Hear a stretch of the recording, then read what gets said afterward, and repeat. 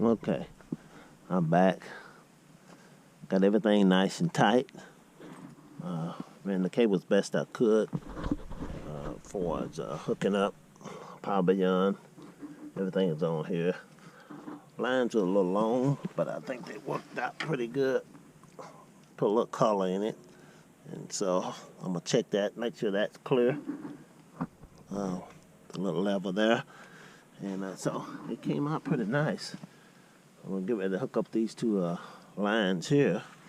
One of the things that I'm concerned about, I don't see on here, is don't see a place to bolt up my buckhead. So I have to check that out and see where that's supposed to go. I don't feel any holes. One screw back there, maybe that's all it's supposed to hold it, just one screw. And then, yeah, maybe this one screw is supposed to be the only thing that holds it. And we'll see how that's gonna fit. I would have thought it would have been two, but we'll see what happens. That's the way it goes. If not, we'll have to make something work to get by. But I think I'm gonna go ahead and put the wheels on it. I feel confident that the bolts are tight. We shouldn't have any leaks. And so I marked my stud so I can put it back in the same place. Keep the wheels balanced. One of the things we did years ago. And make sure everything is clear on it. But I think it came out pretty decent. I'll do the electrical. I hope I have enough time tonight to finish the electrical. If not, I'll do it another day. But I'm going to try to get those holes on so I can get my loader out the truck and put it back in. I had it fixed today. So there it is. Got my hooks on it, ready to go back on. So I'll back the truck up once I get all the hydraulics together.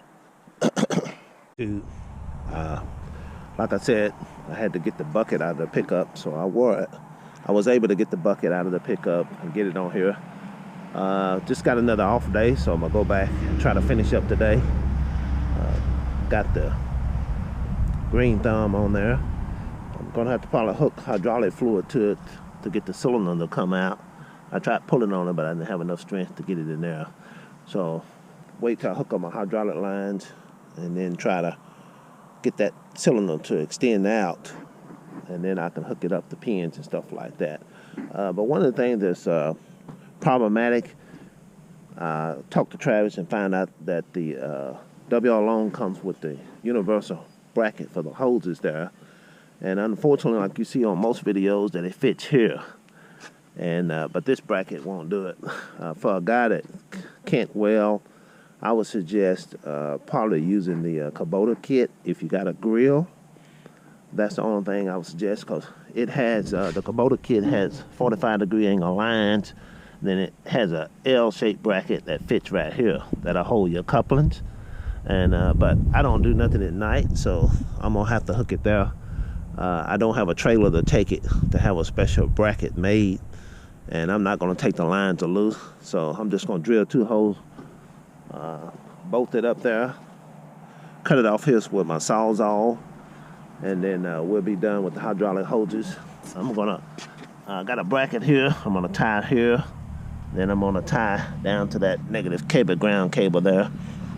I'm gonna go get me some more of this convolution cover, hose covering, and do that.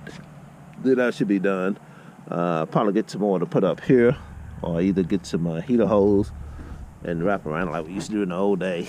And but this only comes with one line, and I'm assuming it's going to be the hot line, because the instructions seem to suggest that it has 2 wires coming out of it, but it does not. It only got one. So I'm assuming it's going to be the hot to the battery, because the handle comes with a wiring that plugs right in. So that's going to be my assumption on that. I do have a line on the back that I need to tighten up.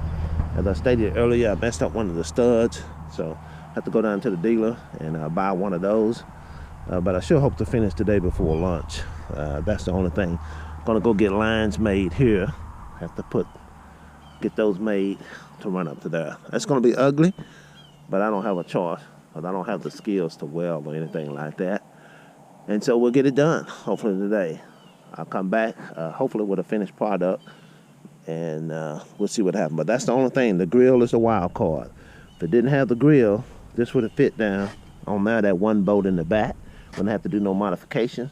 But the problem it did cause, it made the lines run real low close to the tire without 45-degree or 90-degree angle. So what I'm gonna try to do is put swivels here on these two fittings, and then put maybe a swivel there, but at least a 90-degree fitting coupler on both ends. That's what I'm shooting for. So I'm gonna try to drill this. My drill is giving me a problem. If it doesn't work, then I'll go buy a drill and finish drilling the hole here. And I'm gonna use these screws here, and hopefully that should get me going. I'll be down out there, and I'll probably paint this up a little bit later on. I'm not really interested in doing it. It just depends on how far I get on this. But that's what is gonna happen. I put enough space in there, so if I had to work on it, I didn't have to take the bracket off, just unscrew the lines.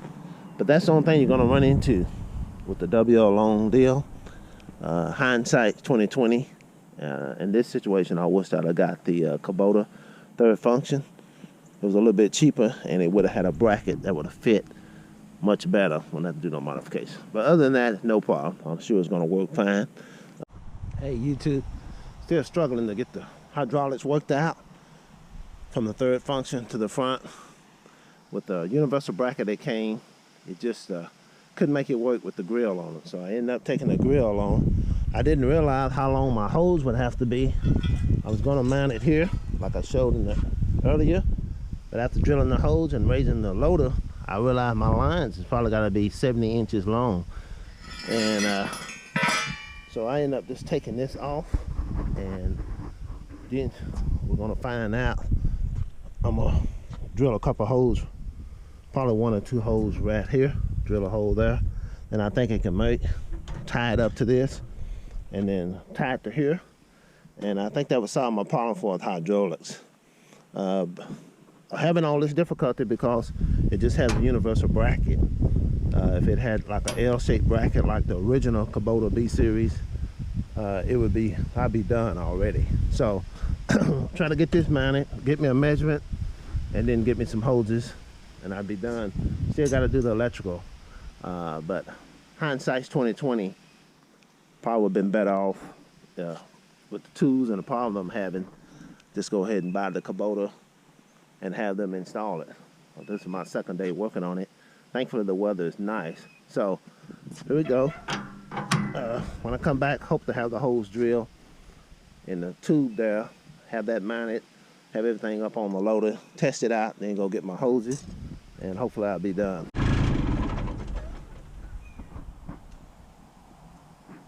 Okay, what I end up having to do is go ahead and take the grill off.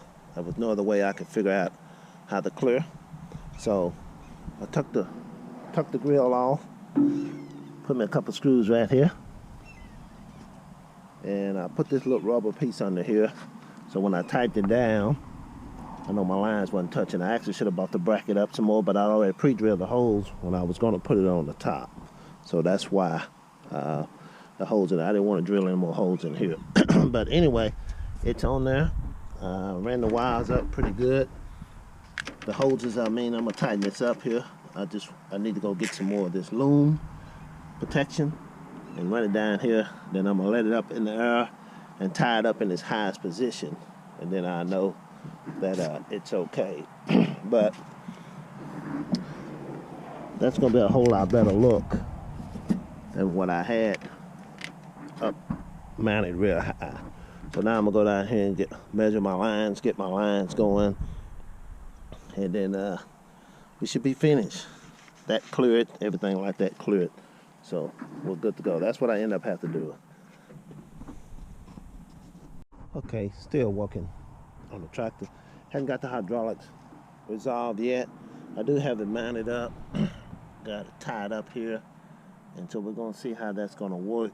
I'm not too sure about this, but we'll check this out. If not, I'll drill a hole here, put a bracket right there if I have to.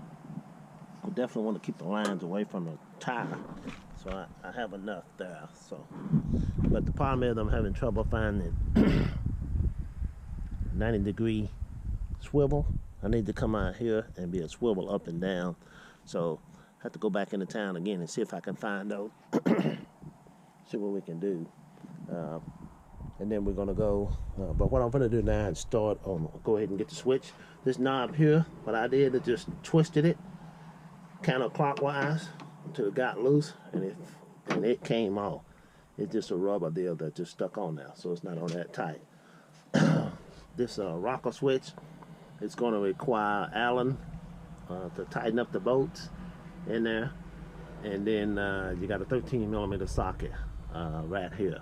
So part of what I'm going to do is turn it forward like this, so stick it on and out. But I'm going to run the wire through here, feed it through, come back up here, and then I'll hook up the battery and stuff like that, and we'll go that route. Okay, when I come back, I hope to have this handle on, and then probably run back into town before it get too late, see if I can find one of those fittings. Okay, got this on, got the bolts and stuff tight on it. Put the rocker switch to the inside, and we'll see how that works. It does seem to be a little bit higher than normal, and but that's just me. So what's called runs down here is a hole all the way through. It runs down here, and then you're gonna find the look on the cab model, got a little opening right there. Pull the little sound deafening material up, and you go right up under there. Comes out here. The excess, I just made a loop and tied to the hydraulic line. Made it tied to that, plugged it right into there. So that's where the electrical on that. Now I'm gonna run to the battery and then put some wire protector on it. Once I run my wire to the battery, tie it up, we'll be done there, and we can close the hood and then run back and try to fix the other deal. But that worked out better than I expected. Pretty straightforward. I decided that's the best way to put it, and so that just fits back nice and neat. There you go. I'll put one more tie here probably, and that should take care of it. Later on I may do something about this, or just leave it. It don't really bother me. I'm the only one that use it, so it's not a big deal to me. But that's it. The switch is in, handle knob is installed. Just got to run power to it, put the fuse in, and I'm gonna go straight off the battery like the instructions say, and then we'll come back